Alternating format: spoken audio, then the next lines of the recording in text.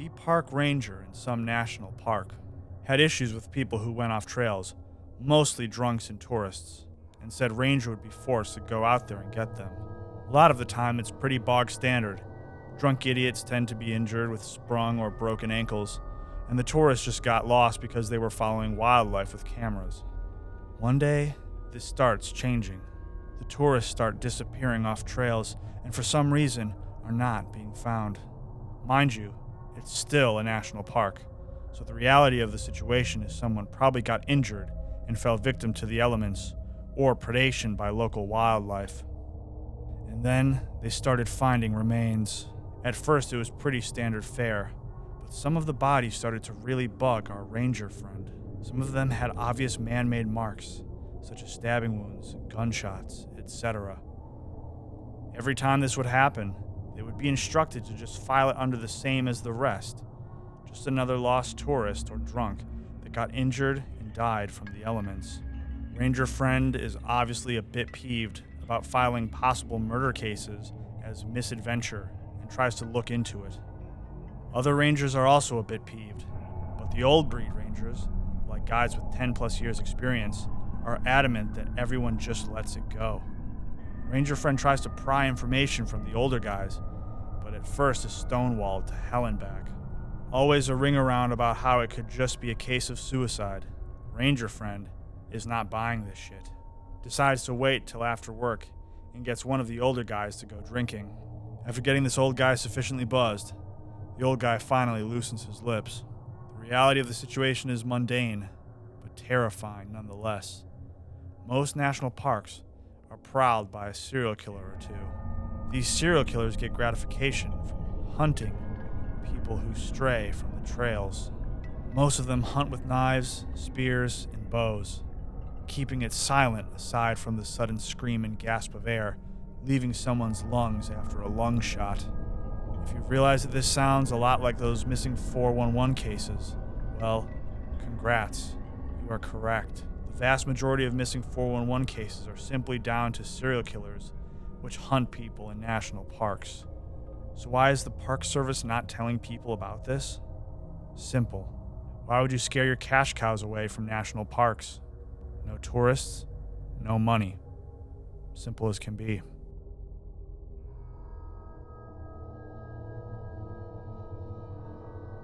Be me, 16 years old. Went hunting somewhere in the northeast of Mexico. Went with an uncle and cousin, but they're irrelevant. Plan was to stay there hunting a day and a half and return home. We were hunting together but with no luck. A few rabbits, but not anything bigger in sight. Uncle decides it'll be good to split in order to cover more area, and maybe this way spot something good. Okay, I guess. Went to a thick part of the forest and climbed a tree to have a better view of the area. Fell asleep. Woke up in the middle of the night, freezing. Shit. I was about to get down and return to the camp, and then I heard something. Chain rustling sound not too far from where I was, and some voices. Decided to stay on the tree and try to look for the source of the sound. Catched a glimpse of light from what appeared to be a torch, about 120 meters away from me. WTF. The forest wasn't a camping area, and that part isn't very known. Climb down real slow and quiet to get closer to the light. As I get closer, I start listening to what can only be some kind of chanting in Spanish. Finally get real close. I was scared shitless, but wanted to see. About 10 to 15 people in a circle. White loose clothing, not robes. No shoes, all carrying machetes and other blunt weapons. Single small torch in the middle of the circle. Then I hear the chain rustling again. On the ground beside the torch there was this young woman, looked about 20, naked, strapped to the ground somehow. Looked bruised and hurt, blood coming from her nose. What shocked me most was how broken she looked. Hopeless, hollow, no signs of life even though she was breathing. What I assumed was an older woman started cleaning her up while others chanted. Chanting was not really loud, so I couldn't hear most of it. Abre la puerta, open the door, came a few times. Rest was unintelligible. Then it hit me like a bucket of cold water. I wasn't supposed to be there. I knew what that looked like, but there was nothing I could do. Started coming back really slow, laying low, trying not to make a single sound. About 50 meters from them, I couldn't stand it. Turned around and aimed my rifle at the general direction of the light from the torch. Shoot. Heard nothing but absolute silence after the shot. This is bad. Started running like hell back to the camp, which was pretty far away. Never turned back, never looked back. Finally arrived to the camp. Uncle asked me where the I was. Tell him everything. We need to leave right now. Cousin asked him why, but he never answered. Just told us to shut the up about it and never tell anyone about this. Okay then.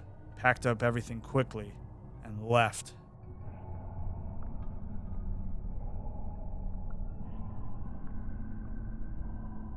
Visiting family in rural West Virginia. House is run down, but in the lived-in way, not the crack house way. Uncle decides we should camp a short distance from the house. Still in the woods because this thing is surrounded by a sea of trees. We set up a small campsite, get a fire going on. Feels cozy, man. .jpg. It's night. Uncle, aunt, uncle's wife, and my dad decide to sleep outdoors near the campsite. I decide to stick around too. It's about 1 a.m. Can't remember 100%, but it was pretty dark out, and the only light was from the moon and my phone's flashlight. Really need to piss. Get out of my tent, wander a bit from the camp to find a nice bush, unzip my pants and get to watering the flowers. Notice some movement out of the corner of my eye. Shoot my head around, panic that a bear or something had just caught me with my dick out. Almost shit myself as I notice a figure duck behind a tree. This was all low light, but from the glance I got, looked like the figure was wearing some kind of robe or gown. Zip up my pants immediately, dick burning because I haven't finished pissing. Turn on my phone's flashlight and grab my pocket knife, trying to be macho, plus my family were pretty close.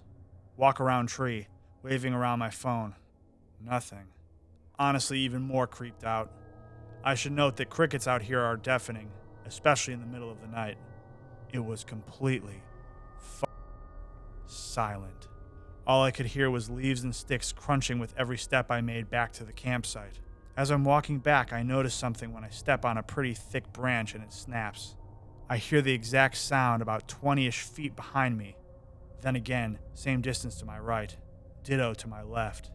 Flight or fight kicks in and I bolt like a deer that just heard a gunshot. Dad is already out of his tent. Campfire's up and he's clearly tense about something or other. He tells me to just go back to the house. Everyone else gets out of their tents too. Uncle stays behind. Not getting any sleep tonight. Skip ahead an hour or so. Dad comes back into the house with Uncle. Uncle is pale as a sheet. Dad seems really frustrated. I ask them what it was. According to my dad, they caught a few guys, middle-aged, walking through the woods.